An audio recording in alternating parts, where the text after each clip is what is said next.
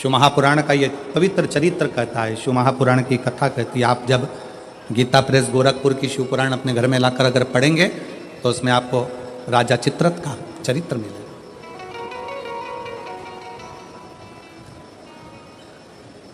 चित्ररथ का चरित्र जब आप दर्शन करेंगे तो राजा चित्ररथ ने शंकर पार्वती जी के सामने जाकर मां आदिशक्ति को शिव जी के नजदीक में उनके गोदी में बैठे हुए देखा। गोदी में।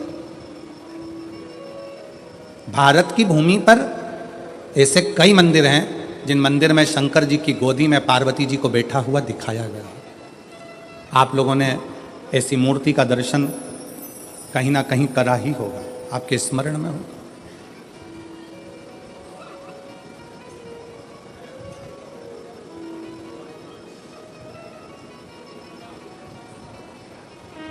शिव जी की गोद में मां आदिशक्ति, मां दुर्गा भवानी, मां पार्वती जी बैठी हैं। इस गोद में श्री कार्तिकेय जी बैठे हैं और पार्वती जी की गोद में श्री गणेश जी महाराज बैठे हैं। जरा स्मरण करिएगा, कभी यदि आपके सामने ऐसा कोई फोटो, ऐसा कोई चित्र व्हाट्सएप पर, सोशल मीडिया में आए तो इसमें संशय मत करना, इसको समझना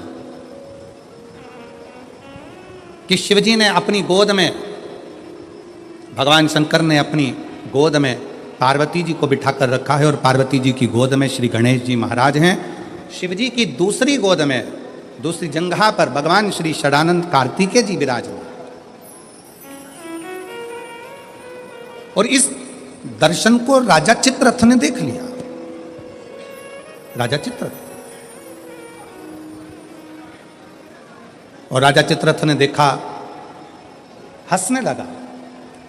बताओ, जगत का पालनहारा, जगत का पिता और जगत धात्री मां दुर्गा, जगत को चलाने वाला, जगत का देवता, जगत का देवाधिदेव महादेव और जगत जननी दुर्गा, ये कैसे बैठे हैं? ये बैठे कैसे हैं? महाराज,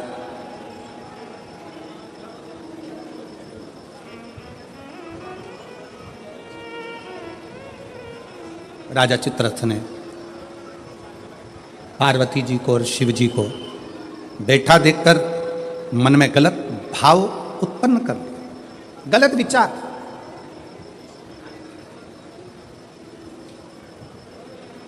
गलत सोच। किसी को पूजन करते समय भी गलत गलत विचार आते हैं। किसी को मंदिर जाते समय गलत गलत विचार आते हैं। किसी को मंदिर में पूजन करते करते गलत गलत विचार आते हैं। किसी को पूजन करते समय गंदगी दिखती है, गलत विचार आते हैं। स्त्री के बारे में, पुरुष के बारे में, उसकी अवस्था के बारे में, उसके नग्न स्वरूप के बारे में, उसकी चित्त वृत्ति में गलत गलत दृष्टियां आने लगती हैं। गंदा भोजन उसकी दृष्टि में आता है जब वो पूजन करने बैठता है, भजन करने बैठता है। कई लोग हैं ऐसे। और जिनकी भी दृष्टि में इस तरह की अगर बातें आ रही हैं कि मैं पूजन करने बैठी हूँ, मेरी गलत सोच हो रही है, गलत विचार आ रहे हैं, इस चक्कर में वो पूजन करना बंद कर देती है, इस चक्कर में पूजन करना बंद कर देता है, मंदिर जाना बंद कर देता है कि मैं मंदिर जाऊंगा, गलत सोचने में आएगा, गलत दृष्टि में आएगा। गलत कर नहीं रहा है।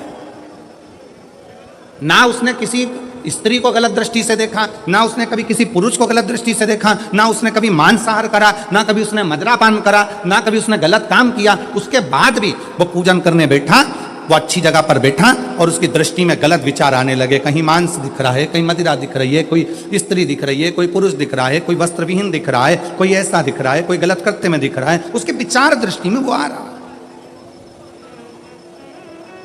और कई बार लोग परेशान हो जाते हैं कि गुरुजी ऐसा क्यों हो रहा है? हम तो अच्छा करने के लिए गए, हम तो मंदिर गए, हम तो भगवान के भजन करने के लिए गए, हम तो स्मरण करने के लिए गए, फिर हमारी चित्तवृत्ति में ये कैसे आ रहा है? हमारी सोच में ये कैसे आ रहा है? हमारे विचार में ये कैसे आ रहा है?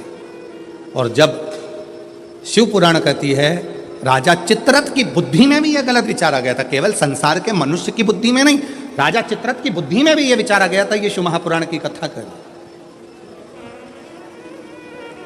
गलत विचार करना क्या है? जब व्यक्ति को ऐसे गलत विचार आने लगे पूजन के समय पर, अच्छी जगह पर, ये गलत गलत विचार आप गलत कर नहीं रहे हो, आप मांसाहार नहीं कर रहे हो, आप किसी स्त्री को गलत नहीं देख रहे हो, आप किसी पुरुष को गलत नहीं देख रहे हो, आप किसी मदिरा की दुकान पर नहीं गए हो, पर आपकी विचार धारणा में अगर ये चीज़ें पूजन करते समय, भजन करते समय, अर्चना करते समय, मंदिर जाते समय, मंदिर में बैठते समय, मंदिर में उपास करते समय तुम्हारी बुद्धि में अगर ये चीज़ें आ रही हैं, मन में अगर ये चीज़ें पाठ करते करते भी अगर आ रही हैं, तो समझ लेना कि आपके ऊपर कहीं ना कहीं किसी ना किसी रूप में कोई अन्न किसी के घर का हिस्सा खा लिया है, जिसके कारण तुम्हारी बुद्धि थोड़ी सी भ्रष्ट हुई है। उसको सुधारें कैसे, उसको संवारें कैसे। अब किसी ने यही प्रसंग को सुनकर कहा, गुरुजी अगर किसी के घर का अन्न खाया है तो अन्न खाने के बाद तो वो पच गया, पचने के बाद वो गंदगी में निकल भी गया। अब तो वो विचार आना बंद हो जाना चाहिए। अब तो 1 साल हो गया, 2 साल हो गया, 1.5 साल हो गया, 6 महीना हो गया, तो भी वही विचार आ रहा है। तो हमारा निवेदन है, भोजन करने के बाद भोजन पच जाता है, भोजन करने के बाद भोजन समाप्त भी हो जाता है, पर उस भोजन से जो रक्त की 4 बूंदें बनती हैं, वो इस शरीर में दिन रात तुम्हारे मरते दम तक दौड़ती रहती है। शरीर में वो रक्त की बूंद चलती रहती है। इसलिए विचार 1 साल, 2 साल, 4 साल, 6 साल, 15 साल ऐसे चलते रहते हैं। उस विचारों को, गलत सोच को, गलत विचारों को, गलत दृष्टि को समाप्त कैसे करें?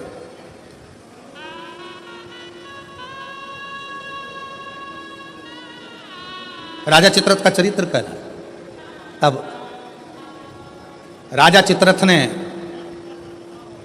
गलत विचार से पार्वती जी और शिव जी को देख लिया। गलत विचार से शिव जी कुछ नहीं बोले, कुछ नहीं, पर पार्वती मैया ने राजा चित्ररथ को श्राप दे दिया। श्राप। तो शिव जी का इतना बड़ा उपासक होकर, शंकर भगवान का इतना बड़ा भजन करने वाला, इतना भक्ति में डूबने वाला, इतना स्मरण करने वाला राजा चित्ररथ, तू शिव जी का इतना उपासक होने के बाद भी तूने माता और पिता को गलत भाव से देखा है, इसलिए तुझे असुर बनकर जन्म लेना पड़ेगा, राक्षस बनकर। फिर वो चित्ररथ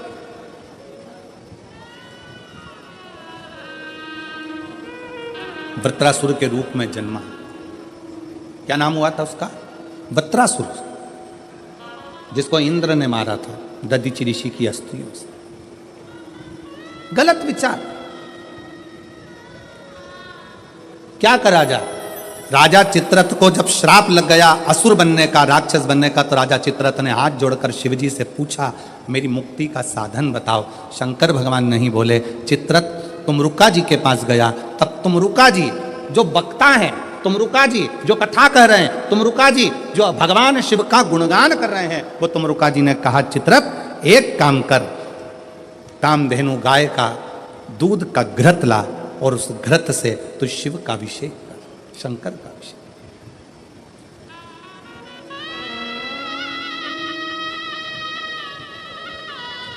मेरी जीजियों, मेरे जीजाओं, मेरी बेटियों, बेटाओं, मेरी माताओं, मेरे भाई, मेरे बांधव, अपने को भी अगर गलत विचार आते हो, पूजन के समय पर पाठ करते करते गलत जगह पर अपना मन जा रहा हो, तो 5 प्रदोष एक कटोरी में 1 चम्मच घी गाय का, देसी गाय का 1 चम्मच घी, 1 चम्मच भी ना हो तो आधी चम्मच घी, आधी चम्मच भी अगर घर में ना हो तो 2 बूंद घी, 2 बूंद भी ना हो तो देसी गाय का 1 बूंद घी अपनी हथेली में मध्य में लगाकर, जो शंकर भगवान का,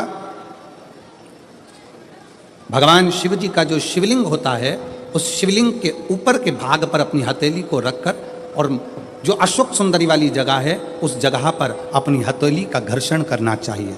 लगभग 5 प्रदोष अगर आपने कर लिया तो निश्चित है आपकी बुद्धि में कभी गलत विचार पूजन करते समय आएगा ही नहीं, और गलत दृष्टि की ओर जाओ।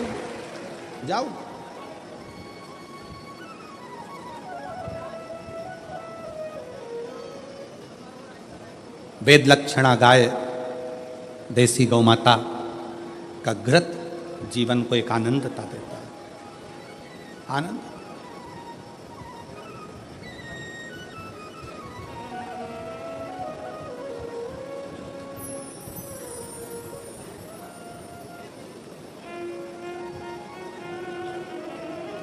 भारत के इतिहास में संसद भवन में बैठकर रात रात भर मंथन कर कर जो वक्फ बोर्ड बिल पर संशोधन किया गया, उसके लिए पूरे प्रशासन को बहुत बहुत साधुता, बहुत साधु। अब ये सब होने के बाद एक संसद में एक बात और पारित हो जाए कि गौ माता की हत्या बंद हो जाए, इससे बढ़कर कोई सुख, उससे बढ़कर गौ माता का, देसी गाय का घृत, वेद लक्षणा गाय का एक बूंद घृत हाथ की हथेली पर लगाकर शिवलिंग के ऊपर और अशोक सुंदरी की जगह पर घर्षण करने से जो गलत विचार, गलत सोच, गलत दृष्टि, गलत भाव, ये समाप्त हो जाता है, समाप्त हो।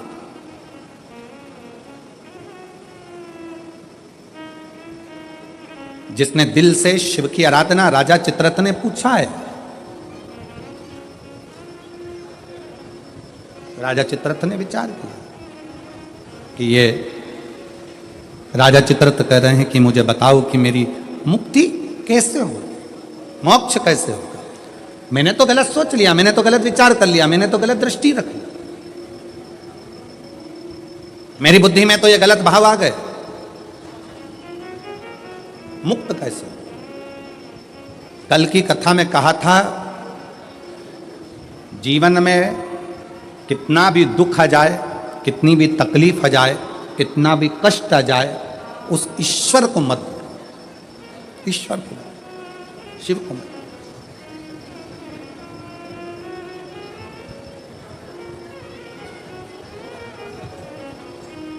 उसको हर पल याद करते हो, उसको हर क्षण स्मरण करते हो, हर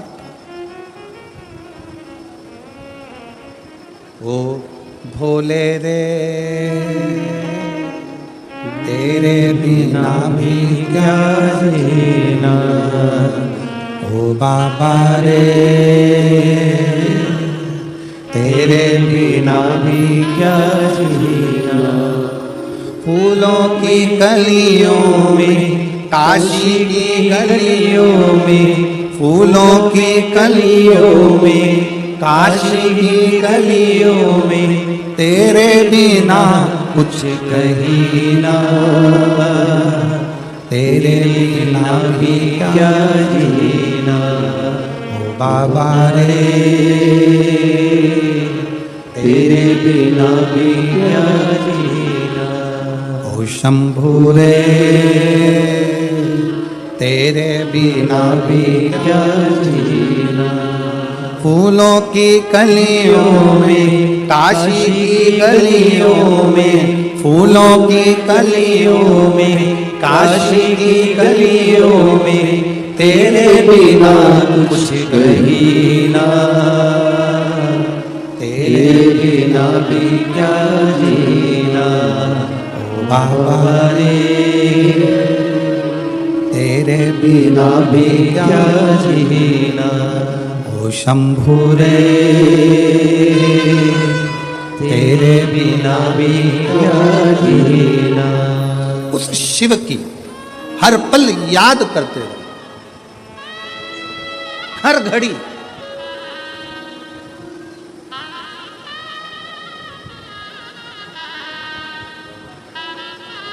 रामायण किस किस ने देखी है टीवी पर, रखो। रामायण किस किस ने पढ़ी है, रामायण किस किस ने सुनी है, राम कथा किस किस ने सुनी है, सबने सुनी है।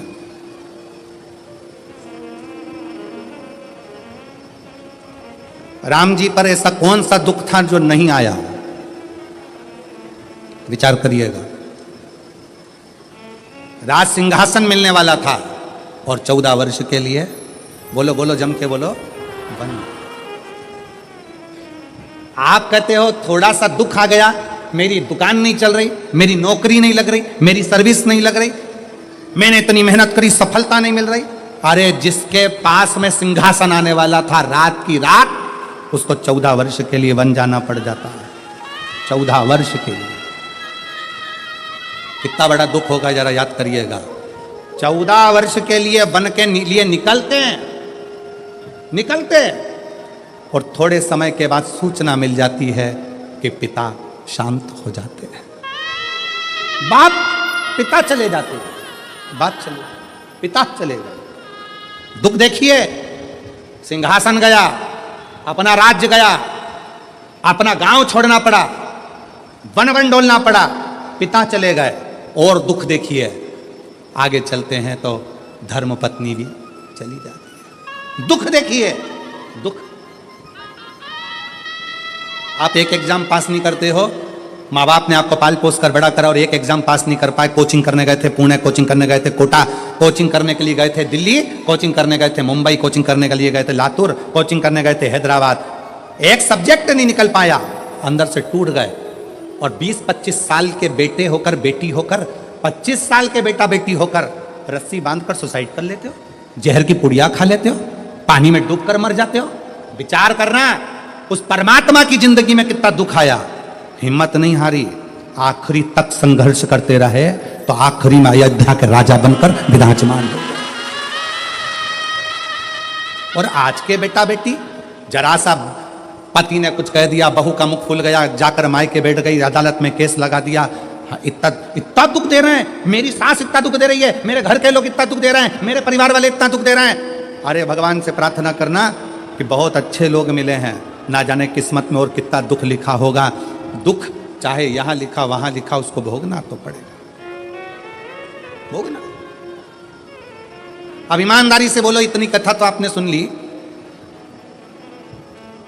आपको भी अपने दुख के समय पर ढेर सारे महाराज मिलते हैं, ढेर सारे लोग मिलते हैं और आप सबसे कहते हैं मेरा हाथ देखकर बता दो मेरा भाग्य क्या कह रहा है, मेरी पत्री का देखकर बता दो मेरा भाग्य क्या कह रहा है, मेरे घर का ग्रह क्या कह रहा है, मेरे जीवन में इतना दुख है।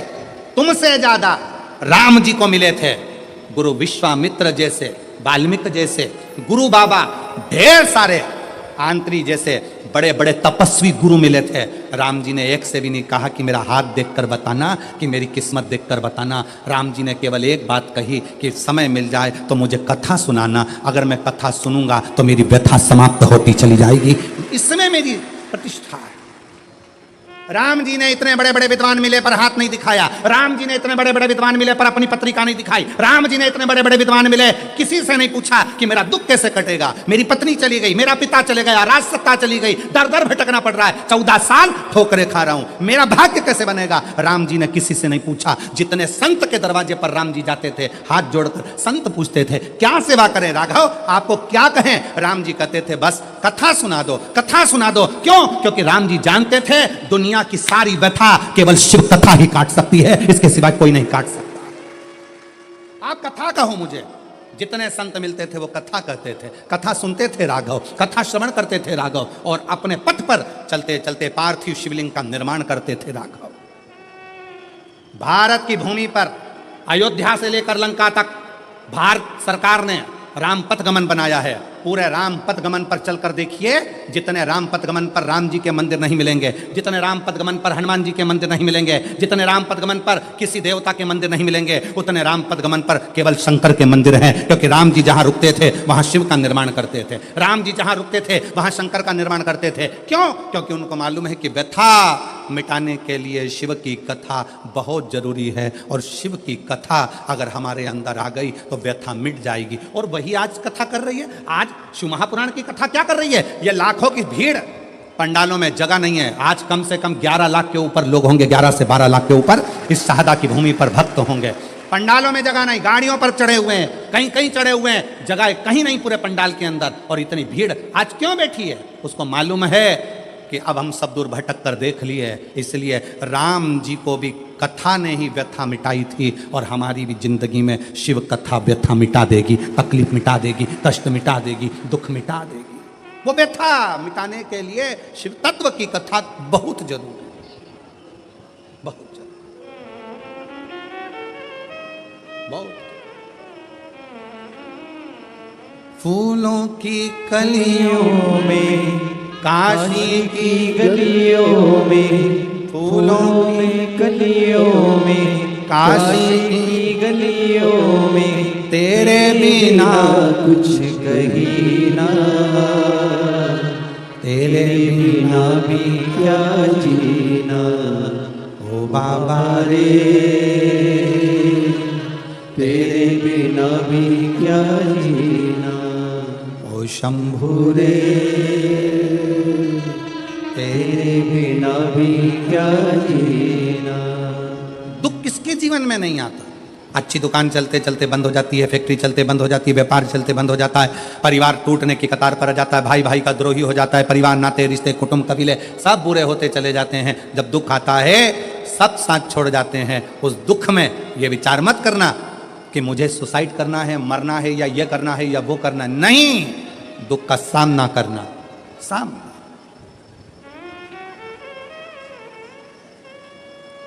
पढ़ो। जितने मेरे बेटा बेटी बैठे हैं उनसे निवेदन है, मेरी बहनों से, मेरी जीजियों से, मेरी बेटियों से खूब पढ़ाई करो। तुम्हारे पापा ने, तुम्हारी मम्मी ने तुम्हारे से बहुत आस लगाई है। घर के लोग तो मना कर रहे थे कि बेटी को बाहर मत भेजो, पर तुम्हारे पापा ने जिद कर कर, माँ भी मना कर रही थी मत भेजो, आज का माहौल ठीक नहीं है। पर एक बाप का बेटी पर भरोसा कितना होता है कि अपनी बेटी को बाहर गांव पढ़ने के लिए भेज देता है। अपने बाप के, अपने पिता के, अपने पापा के भरोसे को टूटने मत देना मेरी बेटी।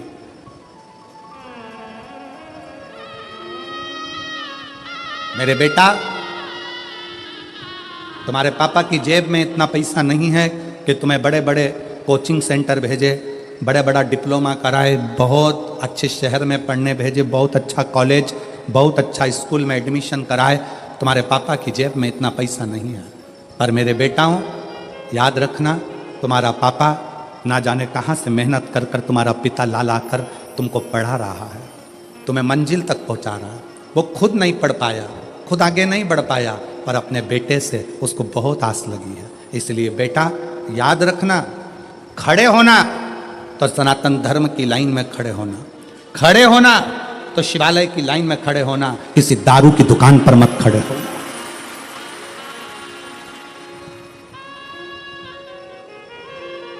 जब नवयुवक बेटा बेटी किसी दारू की दुकान पर खड़े दिखते हैं लाइन लगाकर, उनको देखकर दिल दुखता है कि पापा ने कितना पैसा खर्च कर कर पुणे पढ़ने के लिए भेजा, बाहर गांव विद्याध्ययन के लिए भेजा। थोड़ा सा आप सियोर वाले महाराज का कहना मत मानो, पर अपने पापा का मुख तो देखो। बेटियों से निवेदन है, एक पिता ने अपने भरोसे पर तुम्हें पढ़ने के लिए भेजा है। ये जो फालतू के जो ये लफड़े हैं ना, ये मुझे चाहता है, वो मुझे चाहता है, ये मुझे चाहता है, वो मुझे चाहता है, ये प्यार मोहब्बत,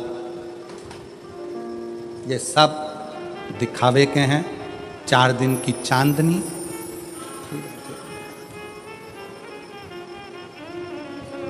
जो कहता है मैं तुझे रानी बनाकर रखूंगा, घर लाते से नौकरानी बना देता है।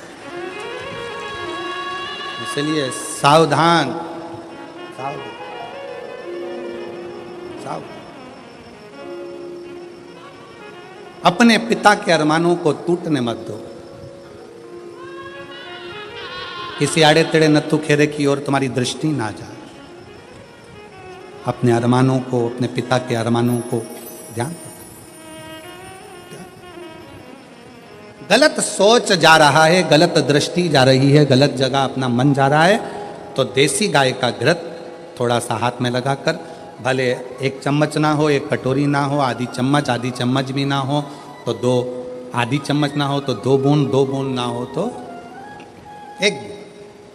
जैसे संत कहते हैं ना, 24 घंटा भजन करो, 24 घंटा नहीं कर पाओ तो 12 घंटा करो, 12 घंटा भजन नहीं कर सकते तो 6 घंटा करो, 6 घंटा भजन नहीं कर सकते तो 3 घंटा करो, 3 घंटा भजन नहीं कर सकते तो 1.5 घंटा करो, 1.5 घंटा नहीं कर सकते तो 1 घंटा, 1 घंटा भगवान को याद नहीं कर सकते तो आधा घंटा करो, आधा घंटा भगवान का भजन नहीं कर सकते तो 15 मिनट, 15 मिनट नहीं कर सकते तो 5 मिनट, 5 मिनट नहीं कर सकते तो 2 मिनट, 2 मिनट भगवान का भजन नहीं कर सकते तो 1 मिनट, और 1 मिनट में भजन नहीं कर सकते तो चुल्लू भर पानी में डूब मरो।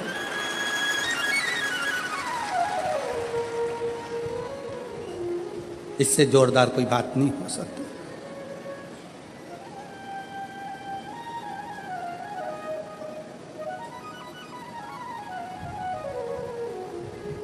कितनी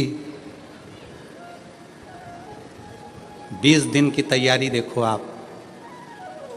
मैं पांडवी जी को माननीय विधायक महोदय जी को और उनकी पूरी समिति को धन्यवाद देता हूँ, बहुत बहुत धन्यवाद। और मेरे शहादा की मेरी जीजियों, मेरे जीजाओं, मेरी बेटियों, मेरे बेटाओं और शहादा के आसपास के जितने भाई बहन जिन्होंने पानी पिलाया, जिन्होंने घर से शरबत बना कर लाए शरबत पिलाया, रसना घोल कर लाए रसना पिलाया, घर से खिचड़ी बना कर लाए खिचड़ी खिलाई। यहाँ तो विधायक जी ने, समिति ने भोजन की बहुत अच्छी व्यवस्था करी, पर साथ में कोई टॉफी, कोई बिस्कुट, कोई चॉकलेट, कोई कुछ खिलाते रहे पूरे पंडाल में, बाहर भी। कल का नज़ारा आप अगर देखते ना, कल रात को कौन आए थे? आए थे आप लोग? कौन कौन आए थे? आए थे सब। कल रात का नज़ारा देखते तो ये सोचते ये अपना शहादा है कि और कहीं आ गए। रात का नज़ारा, इधर ट्रैफिक जाम, उधर ट्रैफिक जाम, उधर ट्रैफिक जाम, और डीजे बैंड बाजे और माताएं हरिओम में ओम समाया है और मेरा भोला शहादा में आया, और चलने दो और नाचना और कूदना, और भोजन बांटने वाले भोजन बांट रहे, पानी वाले पानी, बिस्कुट वाले बिस्कुट। ऐसा लग रहा जैसे शंकर जी की बारात आई और हिमालय राज स्वागत करने में लगा। हिमालय राज स्वागत करने, सब अलमस्त होकर खूब। जो अक्कड़ में नहीं आए, कई लोग ऐसे थे जो एक दिन भी आकर दर्शन नहीं कर पाए। समय नहीं मिला गुरुजी, समय नहीं मिला, समय नहीं मिला, समय।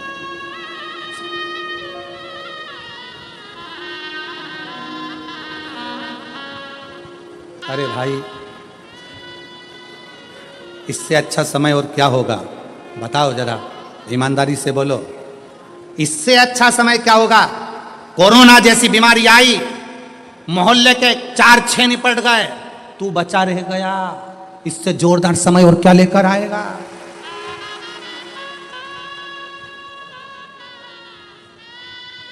तू बचा रह गया, और जिसमें बीमारी थी, शुगर थी, बीपी था, थायराइड था, सब बीमारी थी, और चाहता तो कोरोना तुझे चिपक जाता। पर शंकर जी ने कहा रहने दे, सादा में कथा सुनेगा, काम माथा बच्ची करे इसके लाके, रहने दे इसके नीचे। और उसके बाद भी के समय नहीं मिला, तो भगवान ने भी कह दिया ठीक है।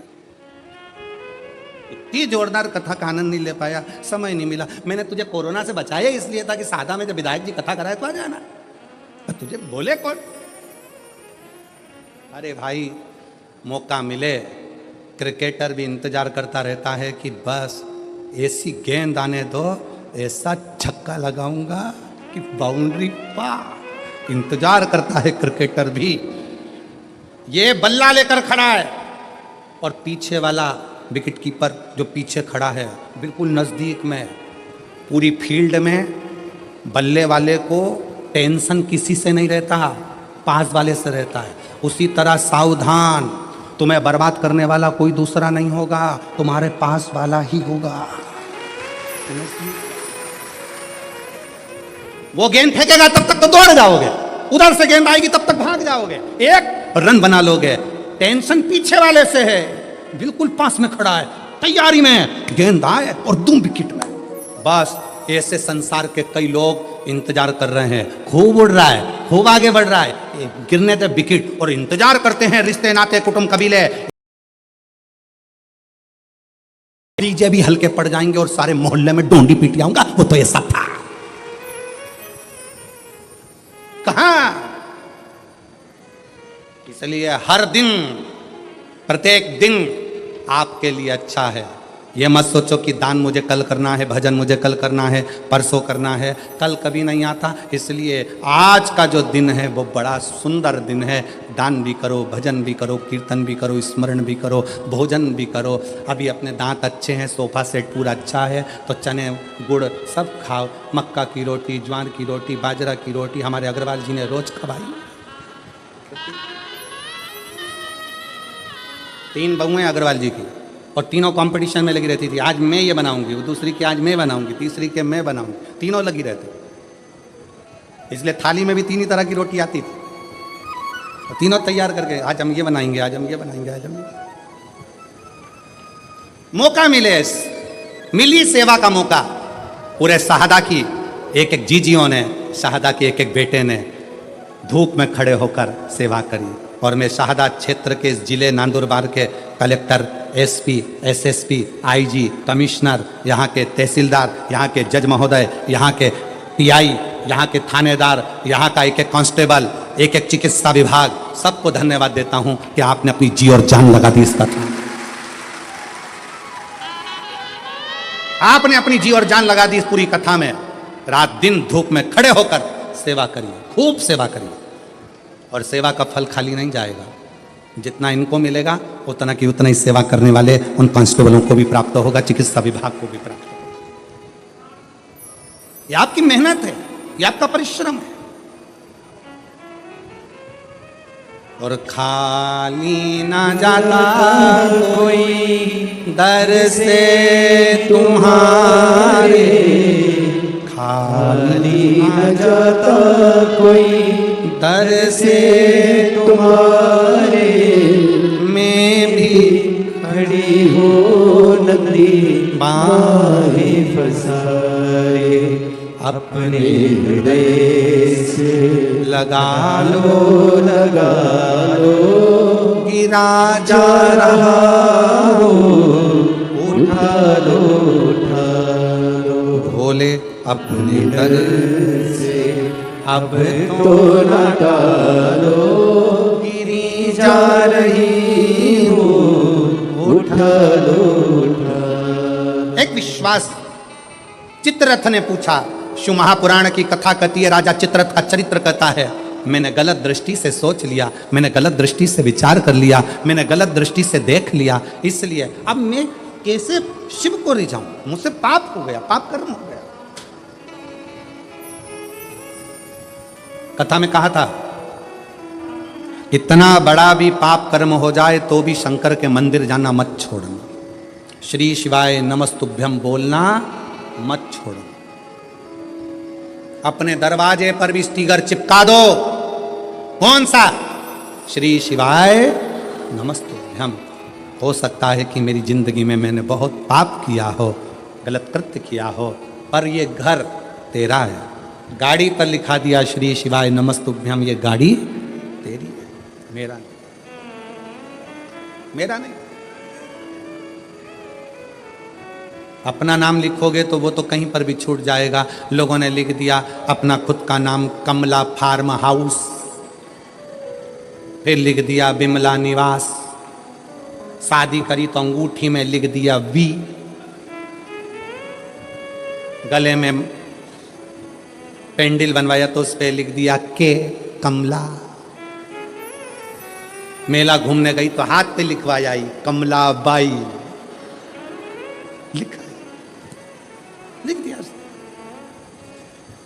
हमारी शरीर भी यहीं, पेंडिल भी यहीं, अंगूठी भी यहीं, फार्म हाउस भी यहीं, कुछ भी लेकर नहीं गई।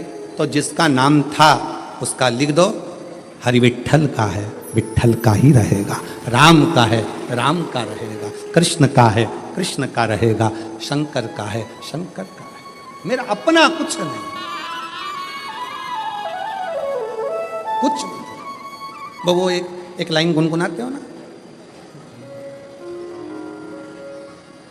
भंवरे ने खिलाया फूल फूल को ले गया,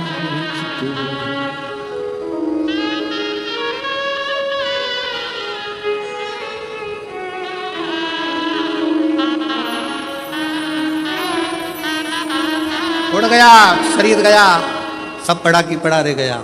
भंवरे ने खिलाया फूल फूल को ले गया, भंवरे तू कहना ना भूल भूल तेरा हो गया इधर, भंवरे ने खिलाया फूल फूल को ले गया। ये सब पढ़ा रहा, संसार छूट गया। उस लाइन पर ध्यान दें, भंवरे तू कहना ना भूल भूल तेरा हो गया इधर उधर, भंवरे ने खिलाया फूल फूल तो ले गया। संसार सागर में आए थे, फूल खिला था, समय पूर्ण हुआ, फूल लेकर चले गया। जितनी फूल की सुगंध थी संसार सागर में दे सकते थे, दे दो, दो। मक्खी देखिए, अरे बोलो तो जम के, मक्खी देखी है? अच्छी जम के बोलो, देखी है? अच्छा, शक्कर पर बैठती है ना, गुड़ पर बैठती है, मिठाई पर बैठती है ना। रात के समय पर शक्कर का डिब्बा खोल कर रख दो, रात के समय पर गुड़ का डिब्बा खोल कर रख दो, रात के समय पर गुलाब जामुन खोल के रख दो, रात के समय पर रसगुल्ला खोल के रख दो, मक्खी आएगी नहीं। मक्खी बहुत समझदार होती है, रात में मक्खी कभी नहीं आती, दिन में आती है। इसलिए मक्खी दिन में शक्कर के डब्बे के पास आती है, मक्खी दिन में गुड़ के पास आती है, पर मक्खी रात में नहीं आती। और यही शिव महापुराण की कथा कहती है, जब आपके दिन अच्छे होते हैं तो कोई तुम्हारे दरवाजे पर हाथ फैलाने आता है, अंधेरे में कोई नहीं आता। जब बुरे दिन होते हैं तब कोई नहीं, कौन आएगा? मक्खी दिन में आती है, शक्कर खाने मक्खी दिन में आती है, गुड़ खाने। रात के समय डब्बा खोल के रख दो, मक्खी नहीं आएगी। आपके अच्छे दिन हैं तो लोग आएंगे, काका जी हमारे को जरा बेटे की फीस जमा करना है, भैया भूख लगी है, दादा प्यास लगी है। आपके दिन है इसलिए आ रहा है। आपके दिन नहीं होंगे ना, रात होगी ना, कोई नहीं आएगा। जब आपके पास में कुछ नहीं होगा, कौन मांगने आएगा? कौन रिश्तेदार, कौन नातेदार, कौन कुटुंब, कौन मोहल्ला, कौन आएगा? दिन है तो लोग आ रहे हैं। अगर आज कोई तुम्हारे को कुछ कह रहा है, सुनो, क्योंकि आज आपका दिन है। कोई आपसे मांग रहा है तो समझ लेना कि आज आपका दिन है, कि लोग आपसे मांग रहे हैं। मक्खी दिन में आती है, रात में नहीं। उसी तरह अपने भी अगर कुछ मांगने आते हैं ना, जब तुम्हारे पास कुछ होता है तो आते हैं, नहीं तो कौन आएगा? किसके आएगा? राजा चित्ररथ, और राजा चित्ररथ ने हाथ जोड़कर प्रार्थना करी, मेरी गति सुधार दो, गलती हो गई, इस गलती को कैसे सुधारें? कहा,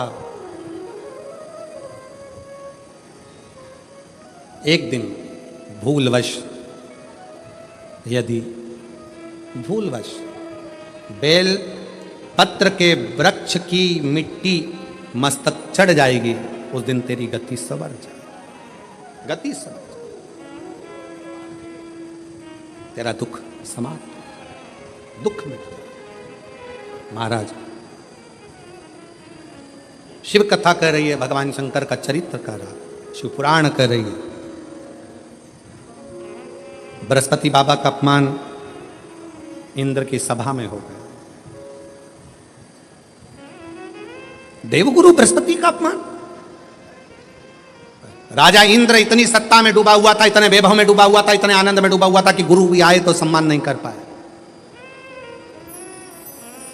और जगत का जितना गुरु है वो शिव का एक रूप है। जगत में जितने माता पिता हैं वो शिव का एक रूप है। जगत में जितने बच्चे हैं वो शिव का एक रूप है। जगत में जितने जीव हैं सब शिव का एक रूप है, सब शिव का।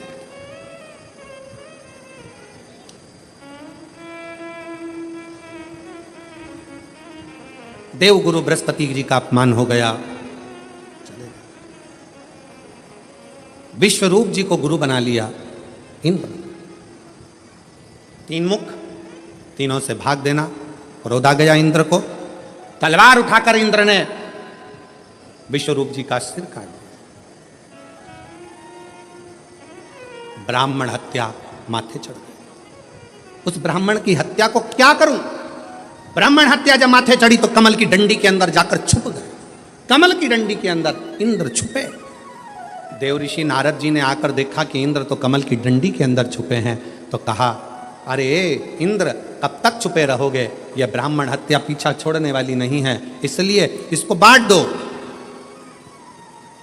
इस ब्राह्मण हत्या को बांट दिया जाए।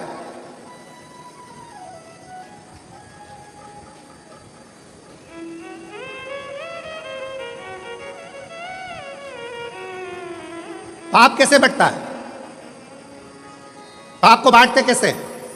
एक समझने वाला प्रसंग है। पाप को कैसे बांटा जाता है? इस ब्राह्मण हत्या को बांटो, पाप बांटा कैसे जाए? शिव महापुराण का एक संवाद आता है। एक राजा ने ब्राह्मणों का भोजन रखा, संतों का भोजन रखा, नगर में भोजन रखा, भोजन बन रहा था, खीर तैयार हो रही थी। तैयार होते होते खीर, इतनी देर में एक चील उड़ती उड़ती आई, सांप को पकड़ा, लेकर चली।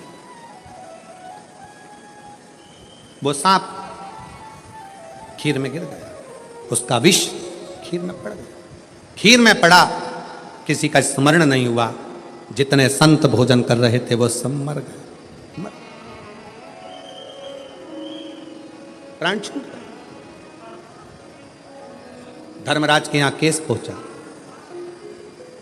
और धर्मराज के यहां पर बात पहुंची। धर्मराज जी से पूछा गया, बताओ इतने सारे संत और ब्राह्मण मरे हैं, इनका पाप किसके माथे पर दोगे? चील अपना पेट भरने के लिए भोजन ले जा रही थी, उसको सांप खीर में गिरा, उसको जो भोजन बना रहा था उसको, या जो भोजन करा रहा था उसको, या राजा जिसने भोजन ब्राह्मणों को खिलवाया उसको, जिसने निमंत्रण दिया था। धर्मराज मौन होकर बैठ गए। समय आएगा तब इस पाप को किसके माथे पर चढ़ाना है वो बता दिया जाए। ये ब्राह्मणों के मरने का पाप किसके माथे पर देना है, समय आएगा तब बता दिया जाएगा। इंतजार किया गया। इंतजार करते करते नगर की एक महिला ऐसी थी, एक स्त्री ऐसी थी जो दिन रात राजा को कोसती थी। बताओ कैसा खोलला राजा है, इतने बामनों को खा गया, ब्राह्मणों को खीर खिला दी, ब्राह्मण मर गए, संत मर गए, संत मर गए, राजा ऐसा, राजा वैसा, राजा ऐसा, राजा वैसा, खूब कोसती। अब फिर धर्मराज से पूछा, अब बताओ कि ब्राह्मणों के मरने का, संतों के मरने का पाप किसके माथे पर रखना है? तो धर्मराज ने कहा, जो ये स्त्री राजा की निंदा कर रही है ना, गालियां दे रही है ना, इसी के माथे पर यह पूरा के पूरा पाप चढ़ा दिया जाए। पूरा पाप, पूरा। ऐसी गलती हम लोग भी करते हैं, ऐसा नहीं कि नहीं करते। मंदिर कोई पूजन करने जा रही है ना, कोई मंदिर में अगर एक लोटा जल चढ़ाने जा रही है ना, कोई मंदिर में दिया लगाने जा रही है ना, कोई पशुपतिनाथ का व्रत करने जा रही है, कोई प्रदोष का दर्शन करने जा रही है, कोई मंदिर में झाड़ू लगाने जा रही है, कोई मंदिर में सफाई करने जा रही है, तो कई माताएं उस पर ताना कसती हैं, ये चली सती सावित्री, ये देखो ये चली, इतनी बंठन के जाने की जरूरत क्या है, मंदिर जा रही। ऐसा ना जाने कितने कितने लोग दिन भर बैठे बैठे दुकान पर, व्यापार में, ना जाने कहाँ मंदिर जाने वालों को, कथा में जाने वालों को, सत्संग में जाने वालों को कोसते रहते हैं, और उसके जीवन का सारा पाप उसके माथे चढ़ जाता है और उसका पुण्य समाप्त होते चले जाता है। अच्छा कहो, वाणी ऐसी बोलिए, जम के बोलो जरा, जो मन का आपा खोए। फिर से बोलो, वाणी ऐसी बोलिए जो मन का आपा खोए। पर आज के जमाने में वाणी ऐसी बोलिए जो मन का आपा खोए। सोच समझकर, विचार कर कर अच्छा बोलने का प्रयास करो। अच्छा,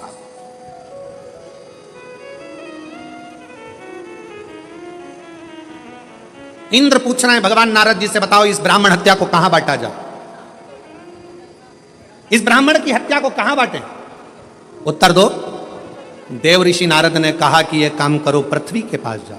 पृथ्वी, हमसे ब्राह्मण हत्या का अंश ले लो। पृथ्वी ने ब्राह्मण हत्या का अंश लिया तो पृथ्वी का बंजर भाग ब्राह्मण हत्या का अंश है।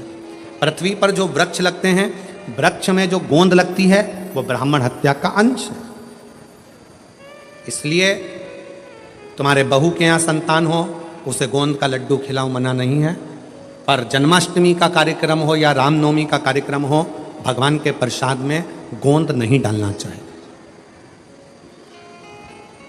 गोंद का लड्डू भगवान को भोग नहीं लगता, गोंद की मिठाई भगवान को भोग नहीं लगती, क्योंकि इसमें ब्रह्म हत्या है। फिर कहा, इस ब्राह्मण हत्या को मैं कहां दूं? तो नारद जी ने कहा, जल को दो। जल नारायण ने हाथ जोड़कर पूछा, क्या बात है इंद्रदेव? इंद्रदेव कहते हैं, ब्राह्मण हत्या लीजिए, हम आपको कल कल करते बहाते रहेंगे। जलदेव ने ब्राह्मण हत्या ले ली। जल के ऊपर का फेन ब्राह्मण हत्या का अंश। सनातन हिंदू धर्म में एक नियम पहले से चला आ रहा है, लोग उसको समझते नहीं है कि हमारे यहाँ अगर कोई संत, कोई गुरु, कोई ब्राह्मण, कोई साधु, सन्यासी, तपस्वी, साधक, उपासक जब भोजन करने के लिए आते हैं, सबसे पहले भोजन की थाली रखने से पहले पानी का गिलास भरा जाता है। क्यों भरते हैं? अगर पानी के गिलास में बुलबुला रह गया, पानी के गिलास में अगर पानी का फेन रह गया, पानी का एक बुलबुला भी अगर पानी के गिलास में रह गया, जब तक भोजन आएगा तब तक ये पानी का बुलबुला समाप्त हो जाएगा, तो भोजन करने वाले को ब्रह्म हत्या का दोष नहीं लगेगा। इसलिए जल के ऊपर जो बुलबुला होता है, जल के ऊपर जो फैन होता है, जल के ऊपर जो फैन रहता है, ये ब्रह्म हत्या का दोष है, ब्रह्म हत्या। फिर तीसरा, अग्नि को दिया, हे अग्निदेव आप हमसे ब्राह्मण हत्या का दोष ले लो। अग्नि ने पूछा क्यों? तो कहा हम आपको निरंतर प्रज्वलित रखेंगे। अग्नि ने ब्राह्मण हत्या का अंश लिया। अग्नि की जो नीली लपट रहती है, अग्नि की जो पीली लपट है, पीले कलर की जो लो है, वो देव भाग है।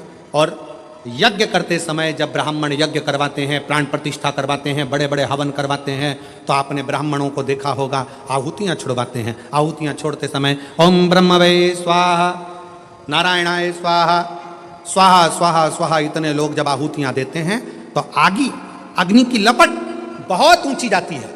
जैसे ही अग्नि की लपट ऊंची जाती है, चतुर विद्वान अपने पास में दूध दही मिलाकर रखता है, उसमें से एक लोटा भरता है और यज्ञ अग्नि में डाल देता है।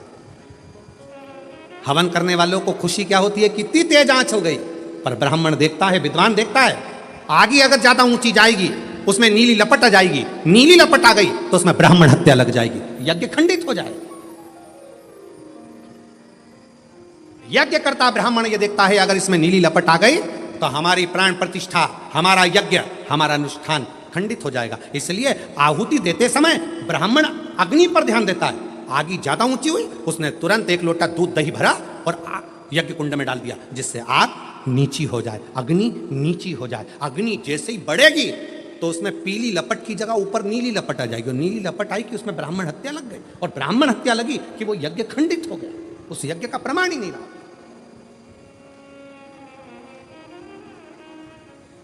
सीमित अग्नि, अग्नि को दिया ब्राह्मण हत्या का अंश।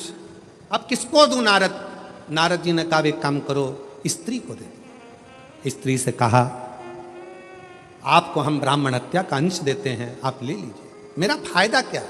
कहा आपको प्राण छूटने तक हम सुंदर बनाकर रखेंगे। स्त्री ने कहा ठीक है, युवान अवस्था आपकी बनाकर रखें। स्त्री ने ब्राह्मण हत्या का अंश लिया।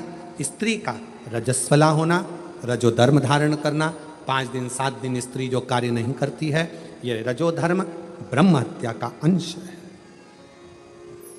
4 स्थान पर ब्राह्मण की हत्या को इंद्र ने बांट दिया। तब इंद्र कमल की डंडी से बाहर निकले, सिंहासन पर बैठने लगे।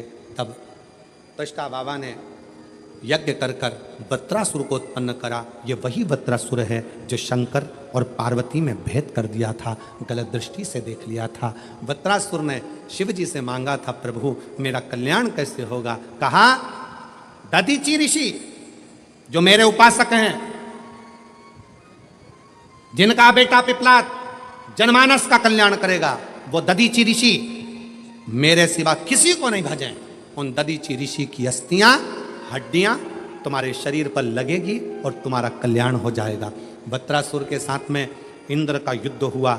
इंद्र हारने लगे, गुरु जी के पास गए। गुरुदेव बताओ नारद जी किससे युद्ध लड़ूं, कैसे लड़ूं, कैसे जीतूंगा? कहा दधीचि ऋषि के पास जाओ, दधीचि बाबा से अस्थियां मांगो। भारत की भूमि के वो संत दधीचि ऋषि जिन्होंने बिना सोचे समझे अपनी अस्थियों का दान दे दिया, मांस पूरा खत्म हो गया, हड्डी हड्डी दधीचि ऋषि को दे दी। दधीचि ऋषि ने इंद्र को दे दी। इंद्र ने विश्वकर्मा जी को बुलाकर शस्त्र बनवाए। उस शस्त्र से वत्रासुर के साथ में युद्ध हुआ। दधीचि ऋषि की हड्डी का स्पर्श, दधीचि ऋषि की हड्डी का स्पर्श, एक शिव भक्त की हड्डी का स्पर्श जब वत्रासुर जैसे असुर को हो जाता है, तो वत्रासुर भी अपने प्राण त्याग कर शंकर के धाम में कैलाश में जाकर विराजमान हो जाता है। कैलाश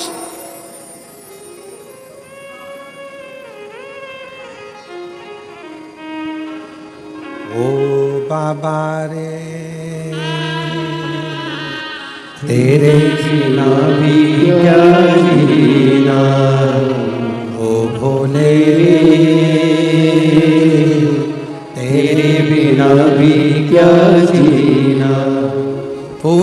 की गलियों में, काशी की गलियों में, फूलों की गलियों में, काशी की गलियों में, तेरे बिना कुछ कही ना, तेरे बिना भी क्या जीना, वो भोले रे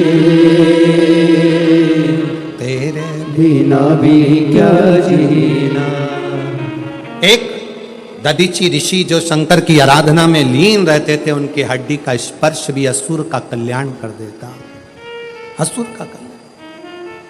कभी मौका लगे, कोई शंकर का विरल भक्त, शिव का उपासक, शंकर का गुणगान आनंदमय करने वाला, हम तो यहाँ तक मेरी जीजियों से कहेंगे, तुम्हारे घर के नजदीक में कोई शंकर का मंदिर होना, ओ मेरी बहनों, मेरी जीजियों, मेरे जीजाओं, मेरी बेटियों, बेटाओं,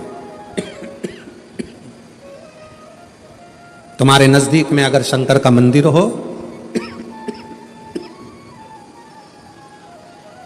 तो उस शिव मंदिर में सोमवार के दिन, प्रदोष के दिन यदि कुछ लोग एकत्रित होते हों, भजन करते हों, कीर्तन करते हों, कुछ नहीं तो अपने घर से एक बाल्टी में पानी भरकर उनको पिला कर आ जाया करो। पानी नहीं हो तो थोड़ी खड़ी शक्कर ले जाया करो, थोड़ा गुड़ ले गए, उनका मुख झूठा करा दिया करो। क्यों? क्योंकि शिव भक्त के शरीर की हड्डी का स्पर्श भी राक्षस को हो गया, वो तर गया। अगर कोई शंकर का भक्त है और उसका मुख हमने झूठा करा दिया तो हमारे घर के भंडारे कभी खाली नहीं होते, भरे भरे वो भरे। ध्यान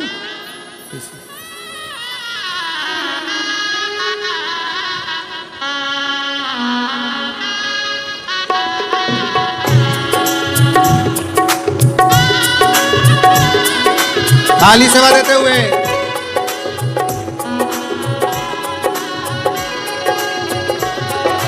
हे भोला शंकरा, हे भोला शंकरा, आवड तुला बेलाची, आवड तुला बेलाची, बेलाच्या पानाची, हे भोला शंकरा, शंकरा, हे भोला शंकरा, आवड तुला बेलाची, आवड तुला बेलाची, बेलाच्या पानाची, हे भोला शंकरा, शंकरा, हे भोला शंकरा। समो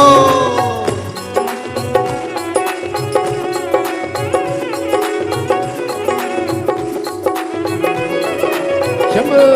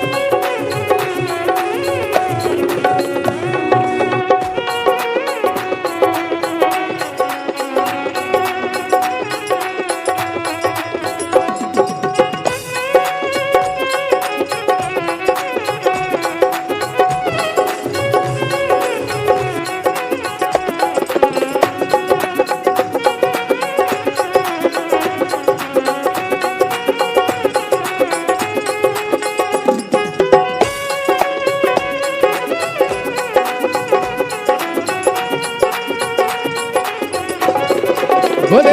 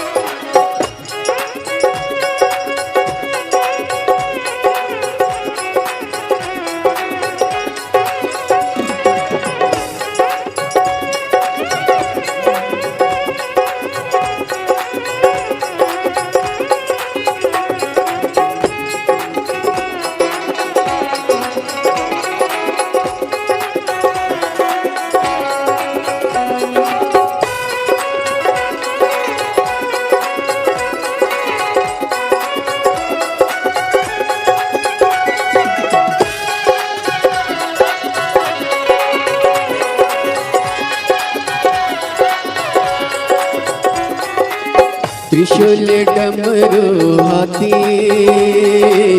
संग नाचे पार्वती हो त्रिशूल डमरू हाथी संग नाचे पार्वती हो त्रिशूल डमरू हाथी संग नाचे पार्वती आवड तुला बेलाची आवड तुला बेलाची बेलाच्या पाण्याची हे भोला शंकरा हे भोला शंकरा आवड तुला बेलाची आवड तुला बेलाची बेलाच्या पाण्याची हे भोला शंकरा हे भोला शंकरा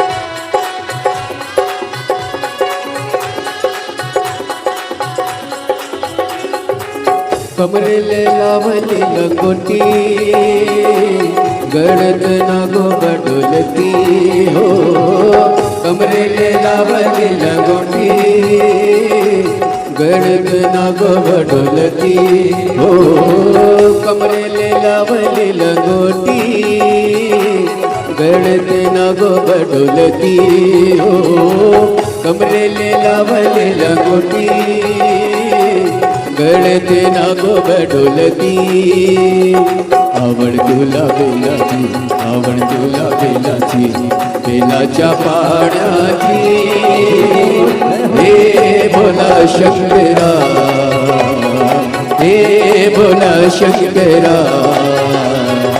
आवड तुला बेलाची आवड तुला बेलाची बेलाच्या पाण्याची हे भोला शंकरा हे भोला शंकरा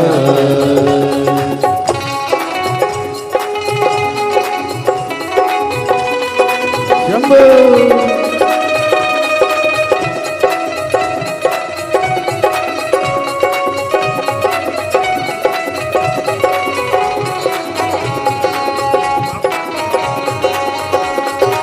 हमारे बीच में मंत्री महोदय पधारे हैं, एक बार जोरदार ताली बजाकर स्वागत है।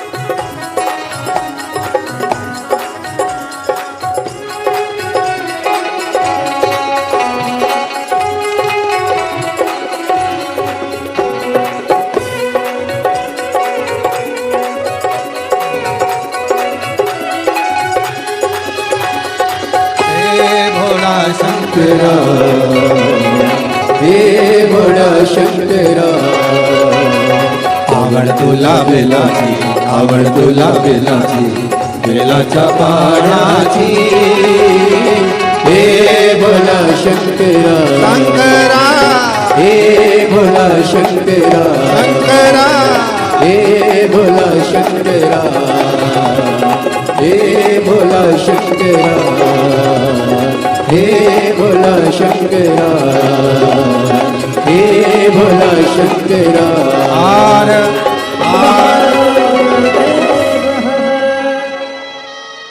अपने स्थान पर बैठकर भगवान शिव जी से अपने मन का भाव,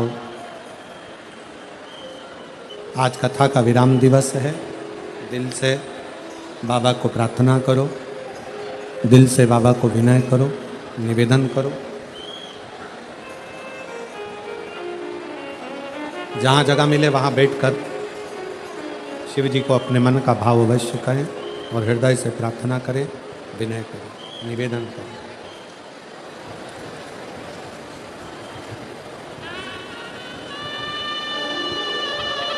कहते हैं जिस दिन मेहमान जाते हैं, जाते जाते घर के बच्चों को कुछ देकर जाते हैं, उसी तरह जिस दिन शिव महापुराण कथा का विराम होता है,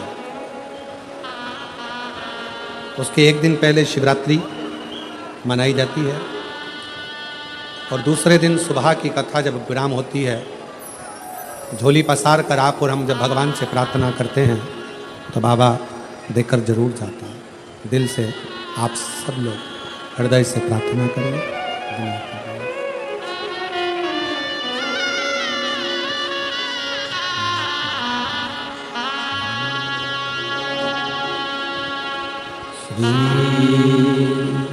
शिवाय नमस्तुभ्यं, श्री शिवाय नमस्तुभ्यं, श्री शिवाय नमस्तुभ्यं,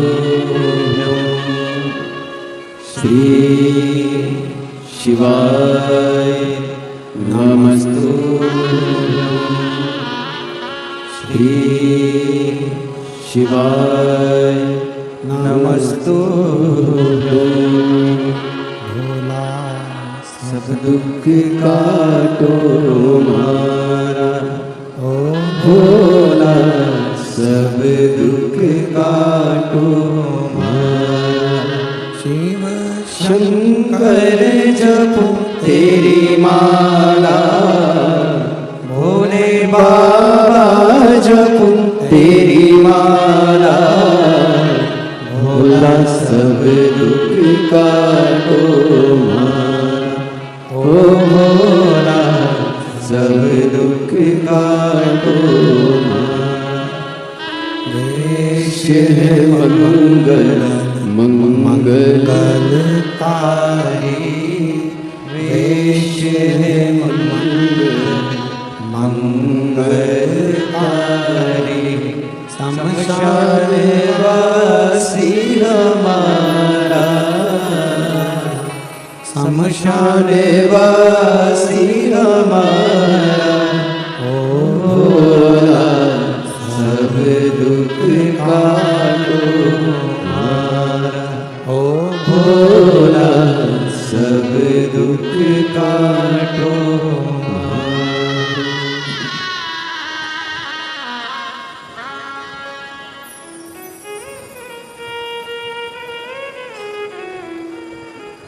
बाबा देवादिदेव महादेव भगवान शिव, ओगरदानी त्रिकालदर्शी कैलाशी विनाशी भगवान शंकर की पवित्र कथा वर्णन कर रही है, शिव कथा कर रही है।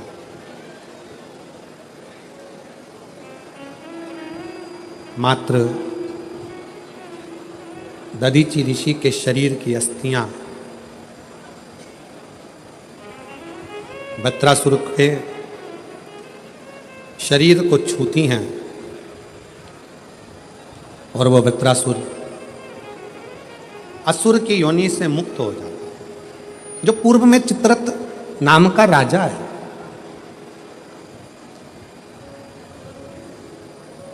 कहते हैं शंकर भगवान के सामने कामदेव जाता है तो कामदेव जलकर भस्म हो जाता है।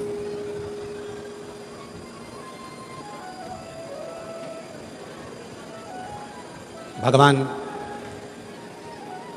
शिव के सम्मुख में जब एक साधारण सा मनुष्य पहुंचता है तो उसके भीतर जो काम, लोभ, आसक्ति, वासना, तृष्णा भीतर जो होती है वो सब समाप्त हो जाती है। कितना बड़ा भी दुख है आपके जीवन में और अगर आप शंकर की भक्ति कर रहे हो तो वो दुख कटता जरूर है। एक पत्र कितना सुंदर देखिए,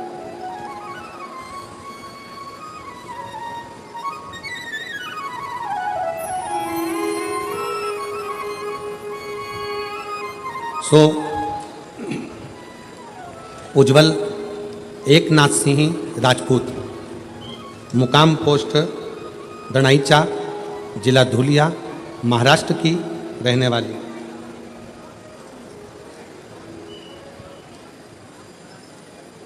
मेरा मोबाइल नंबर ये है, कहीं बैठी हो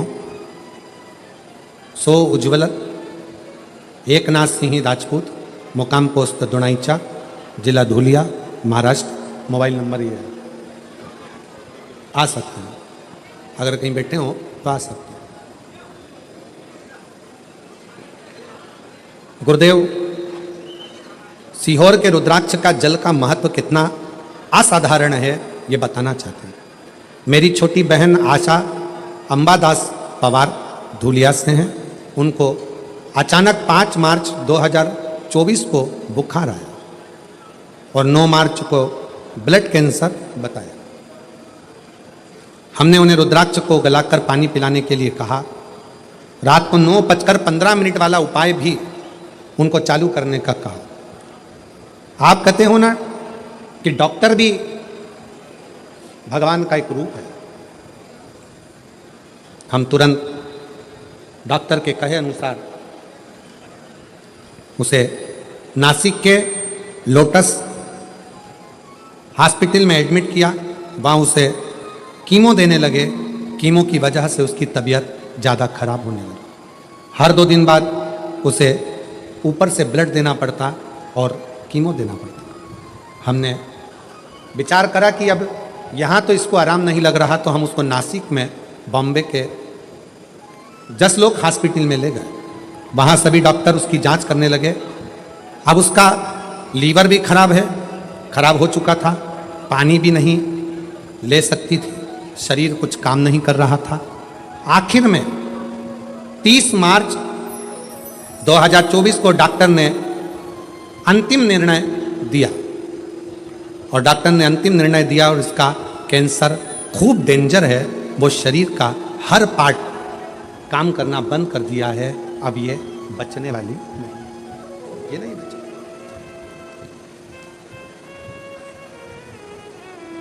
गुरुदेव 4 दिन हमने मुंबई के उस हॉस्पिटल में और रखा। डॉक्टर ने तो जवाब दे दिया कि इसको ले जाओ, ये जिएगा नहीं, ले जाओ। हमारे ऊपर पहाड़ सा टूट पड़ा। जब हमारे ऊपर पहाड़ सा टूट पड़ा, वहां से एम्बुलेंस में उसके शरीर को लेकर हम चले। बीच में एम्बुलेंस को रुकवाया और एम्बुलेंस रुकवाकर एक शंकर का ओटला देखा जहां पर आपने कहा था कि एकांतेश्वर महादेव विराजमान हो। वहां जल चढ़ाकर उस जल को अगर शरीर पर लगाया है और बाबा से प्रार्थना करी है तो वो ठीक जरूर होता है। चलते चलते एम्बुलेंस को रुकवाया। घर पर सारे रिश्तेदारों ने तैयारी कर ली थी क्योंकि डॉक्टर ने एम्बुलेंस में भेजते समय कह दिया था कि रास्ते में ये नहीं रहेगा, ले जाओ। घर पर पूरी तैयारी हो गई, परिवार एकत्रित हो गया। इसको सब तैयारी कर कर रख दी। जब तक हम पहुंचेंगे तब तक इसको ले जाने की तैयारी घर पर हो जाएगी। थोड़ा सा एकांतेश्वर महादेव का एम्बुलेंस वाला बोल रहा है मुझे जाना है, पर हमने एकांतेश्वर 1100 रुपए गुप्ता में 14,500 रुपए रेखा बहन दिलीप सिंह की परिवार की तरफ से बड़ौदा गुजरात से सुधर 6,000 रुपए की चौरे से अपने बाबा कमरेश्वर दामी की की बहुत बहुत बधाई। 14 विचार आपके 1400 से आप की मीणा जे परमार की तरफ से मुंबई से 1100 रुपए, सालिक राम जी पाठक की तरफ से विदिशा मध्य प्रदेश से 500 रुपए, शिवाजी राठौर की तरफ से इंदौर मध्य प्रदेश से 1100 रुपए, कमलेश भाई जी की तरफ से आनंद की तरफ से सुंदर 1,001 रुपए की चौरे से आप की, संतोष जी परोसरे पसोरे की तरफ से सुधा 500 रुपए की चौरे से आप की, मुन्ना लाल जी चक्रवर्ती की तरफ से मंडला मध्य प्रदेश से सुधा 500 रुपए, मुकुंद बाल मुकुंद जी चौरस्ते की तरफ से अजमेर राजस्थान से सुधा 1100 रुपए, गुप्ता में मथुरा उत्तर प्रदेश से सुधा 5,100 रुपए की चौरे से अपने बाबा को परीक्षा दाम की बहुत बहुत बधाई। सुधा विचार आपके 1400 से आपने तबरीज की, श्रवण कुमार जी की तरफ से पट्टा बिहार से सुधा 2,001 रुपए, अचल सिंह जी की तरफ से जम्मू एंड कश्मीर से सुधा 1,100 रुपए की चौरे से आप की, अरविंद भाई कुबेर भाई जी की तरफ से गुजरात से सुधा 2,001 रुपए की चौरे से आप की, संजय जी की तरफ से नागपुर मराठे से सुधा 500 रुपए की चौरे से आपने बाबा कमरेश्वर धामी की बहुत बहुत बधाई। सुधा विचार आपके 1400 से आपने की, गिरीश भाई जी ढाक की तरफ से अहमदाबाद गुजरात से सुधर 1101 रुपए, जितेंद्र कुमार जी त्रिवेदी की तरफ से सुंदर आपने 500 रुपए की चौरासी बाबा कमरेश्वर धामी की बहुत बहुत बधाई। सुंदर चौरासी आपने सबर की, आयुष आशीष जी की तरफ से मुंबई से सुधर 1101 रुपए, हर्षित जी खंडेलवाल की तरफ से कर्नाटका से सुधर आपने 1101 रुपए की चौरासी समृद्ध की बहुत बहुत बधाई। छोटू सिंह जी चंदेल की तरफ से सुंदर राजनांदगांव छत्तीसगढ़ से सुधा 500 रुपए की चौरे से आप की, दिलीप गौतम जी देवांगन की तरफ से भिलाई छत्तीसगढ़ से सुधा 500 रुपए से, कुमार जी की तरफ से गाजियाबाद उत्तर प्रदेश से 1,001 रुपए की चौरे से आप की, रितेश कुमार जी सानी की तरफ से पंजाब से सुधा 500 रुपए, सुरेश आयुष जी गुप्ता की तरफ से महासमुंद छत्तीसगढ़ से सुधा 4,601 रुपए की चौरे से बाबा कमरेश्वर धामी की बहुत बहुत बधाई। रामचंद्र जी बामन बाबा बागावत की तरफ से सूरत गुजरात से सुधा 500 रुपए, कुणाल प्रकाश जी की तरफ से सिरपुर मराठी से 500 रुपए, महेश गणेश जी व्यास की तरफ से सुधा 500 रुपए, ईसा जी गुप्ता की तरफ से बिलासपुर छत्तीसगढ़ से सुधा 1,051 रुपए, दुर्गा बाई जी की तरफ से सुधा 500 रुपए, श्रीमती रेखा जी की तरफ से मंदसौर मध्य प्रदेश से 500 रुपए, राकेश रवि प्रकाश जी कोका की तरफ से रायपुर छत्तीसगढ़ से सुधा 5,100 रुपए की चौरे से अपने बाबा कमरेश्वर धामी की बहुत बहुत बधाई। सुधा विचार आपके 1400 से आप की, भानु पूर्वज जी की तरफ से कुरुक्षेत्र हरियाणा सुंदर 21 रुपए की चौरे से आप समर्पित की, ब्रजेश सिंह जी की तरफ से नोएडा उत्तर प्रदेश से 1100 रुपए की चौरे से आप की, हर्षवर्धन जी प्रजापति की तरफ से जालौन उत्तर प्रदेश से सुधा 551 रुपए, भावना जी शुक्ला की तरफ से उत्तर प्रदेश से सुधा 1100 रुपए की चौरे से आप की, सभी दाताओं को मैं हृदय की अनंत गहराई से नमन करता हूं, दंडवत करता हूं, प्रणाम करता हूं। 1400 से आप समर्पित की, जो भक्त अपनी स्वग्रसी मंदिर गौशाला वृद्धाश्रम अन्य क्षेत्र बाबा कमरेश्वर धामी को समर्पित करना चाहते हैं, वे टीवी स्क्रीन पर श्री विठलेश्वर सेवा समिति के 2 account number axis bank account central bank of India का चल रहा है, दोनों में से किसी भी अकाउंट में अपनी स्वग्रसी जमा कर अपना नाम व्हाट्सएप पर भेज सकते हैं। आइए सीधे व्यासपीठ की शरण में चलते हैं, पूज्य गुरुदेव के सानिध्य में सुंदर हम सभी आज विराम दिवस की कथा श्रवण करेंगे। जय जय श्री राधे, हर हर महादेव, श्री शिवाय नमस्तुभ्यं।